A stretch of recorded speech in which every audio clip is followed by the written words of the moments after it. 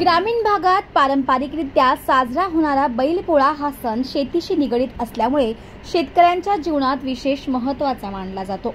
पूर्वीच्या काळात शेतकऱ्यांचा अविभाज्य सोबती मानला जाणारा बैल हा सणाचा मुख्य आकर्षण असायचा। पोळ्याच्या दिवशी बैलांना अंघोळ घालणे, बैलांना सजवणे, मिरवणुकीत नेणे आणि त्यांची पूजा करणे हा शेतकऱ्यांचा शतकानुशतक चालत आलेला परंपरेचा भाग।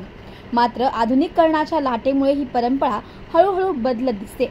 आता शेतात बैलांचा वापर कमी होत असून त्या जागी ट्रॅक्टर, थ्रेशर आणि आधुनिक शेती उपकरणे आली आहेत। यामुळे बैलजोडी आता दुर्मिळ होत चालली आहे। त्यामुळे बैलांच्या सजावटीचे सामान खरेदी करण्यासाठी शेतकरी आता बाजारात कमी प्रमाणात पाहायला मिळतोय।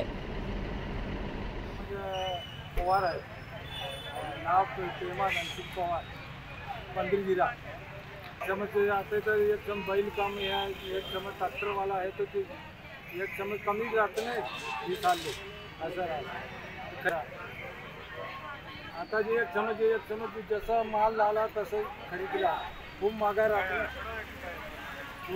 100 रुपयाची वस्तू 200 रुपयाला भेटून लागली असं किलोवर। आता म्हणता असेल धंदा पहिले चांगला धंदा होता ना, ट्रॅक्टर निघून गेला, बैल नाही कोणाच्याकडे असं।